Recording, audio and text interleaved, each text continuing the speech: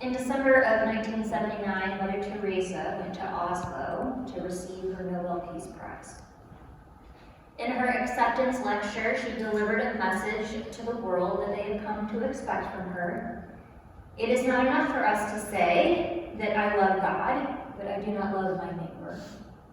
Since in dying on the cross, God made himself the hungry one, the naked one, the homeless one. Jesus' hunger, Teresa said, is what you and I must find and alleviate. But 3 months previous to that, in a letter to her spiritual confidant, Reverend Michael Vanderbeek, she wrote something altogether different. Jesus has a very special love for you. But as for me, the silence and the emptiness is so great that I look and I do not see. I listen and I do not hear. The tongue moves in prayer, but it does not speak. In a 2007 book, Mother Teresa, Come Be My Light, Teresa's compiled letters describe over and over and over again a struggle with God's absence. What St. John of the Cross, who was a 16th century Carmelite friar, would call the dark night of the soul. The feeling of God's sudden and painful absence from your life. For the last several weeks, we've been contemplating the spiritual discipline of solitude, both the purposeful seeking after God in retreat and the purposeful seeking of silence to experience God's communication. But the commitment to solitude becomes daunting when you realize that we must accept that all of us, like Teresa, will eventually enter into a dark night of our souls. In Richard Foster's Celebration of Discipline, he encourages us to expect to experience this form of solitude in the same way that we anticipate that one day we will be sick and in need of medical help. The dark night, he says, is one of the ways God brings us into a hush, into a stillness, so that he may work an inner transformation upon our souls. The dark night is not evidence of failure.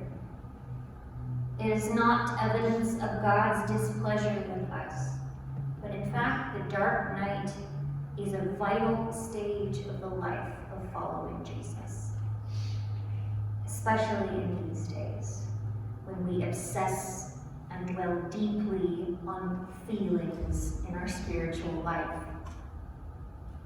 The solitude of the dark night of the soul introduces us to faithfulness and spiritual attunement that goes beyond feeling.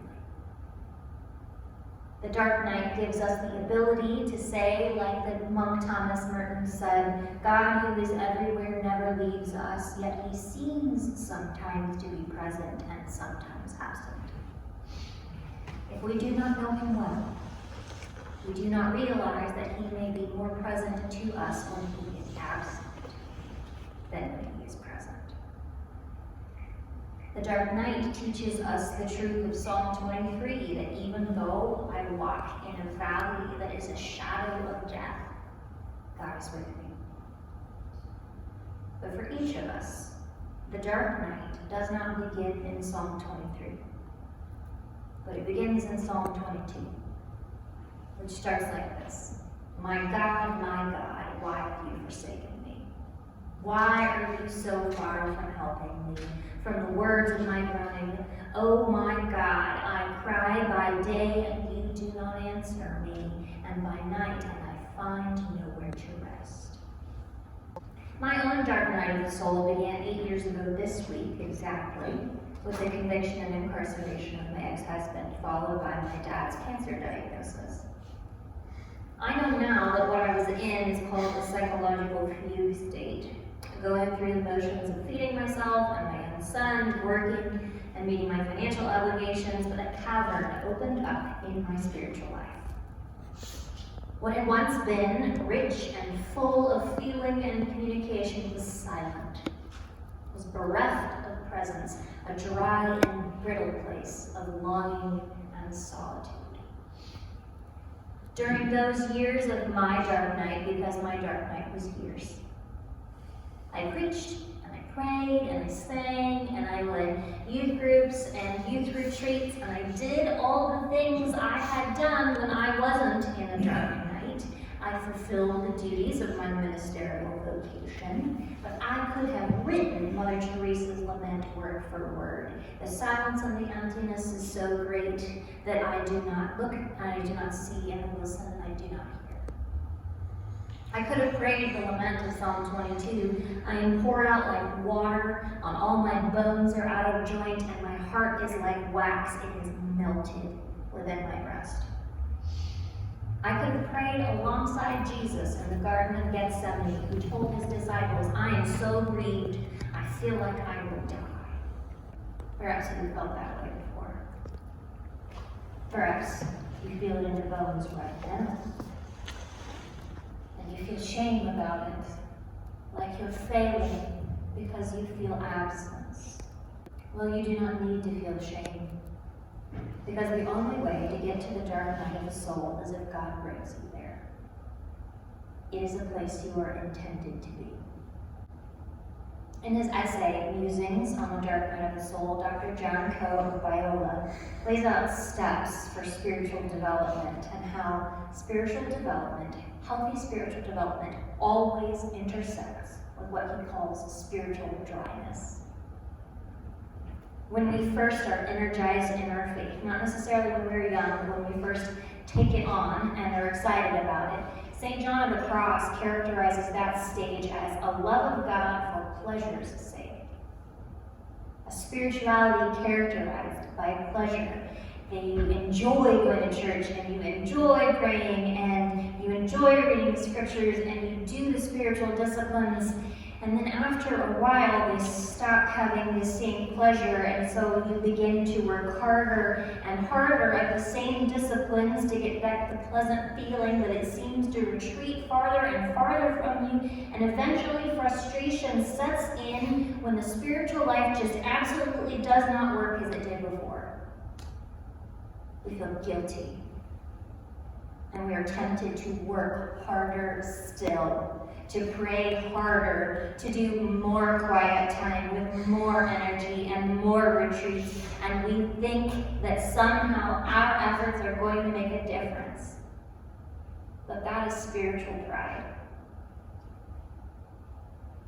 In this stage of development, God is growing believers away, moving them from the love of God for pleasure's sake to the love of God for love's sake. A relationship that involves the real self. Because God is committed to helping the believer refocus, to see that a feeling is not the proper measure of presence, and to see that God has been and will be the true difference in what makes faith flourish. Not all our effort, because we are not saved by what we do. God knows that now, in that place of spiritual dryness, we will be ready finally to begin the journey of loving Him, apart from feelings, by faith alone. And consequently, the experience of the dark night is not about zest and passion, but about coming to know what is true and what has always been real. The spiritual discipline of the dark night serves as a mirror to the reality of our sinfulness and of our desperate need for God. And finally, in the dark night, we come to realize that the measure of our spirituality is not pleasure, it is truth. And that what God is interested in is moving us closer to that. We are used to feeling close to God, but the Spirit is interested in giving us something more real than that. More real of ourselves, our pain, our material, our neediness, and that realness in ourselves moves us to the realness of who God is. Only in the dark night are we finally ready for real. The dark night of the soul, then, is the place where God brings us when it is time for us to grow.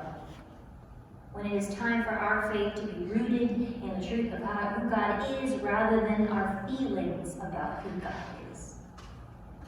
The dark night is when we let go of pleasure as the basis of our worship. It is when we realize we came to church because we liked the music, or because we got to see our friends, or the preacher made us feel good about ourselves, or we got to lead and contribute in a significant way, because all of that worship is based on ego. And that is not a faith that will last us. Not through the trials and tribulations and the persecutions and the losses that we are promised. God desires for us to have a deeper and more profound relationship with God, and God does not want us to have any longer than possible a faith that can be reduced to causes and effects. The consoling presence of God is not something that can be invoked as if by magic. The crux of the Christian faith is not a matter of personal comfort or satisfaction or success or even self-actualization. If Christ suffered and was persecuted while on earth, how can we disciples expect anything different? The path to the mature and the wise faith that we all want only comes through lament, of the feeling of forsakenness, before we can land on, surely goodness and mercy shall follow me all the days of my life, and I will dwell in the house of the Lord forever. Friends, I don't know how often you get to tell the truth about your spiritual life, but I invite you to tell the truth. Whether you are feeling great pleasure, or you are feeling profoundly dry, or you have the sense that you have already walked through the valley of the shadow of death, which is a dark night in your soul. There is no room in our faith anymore for shame.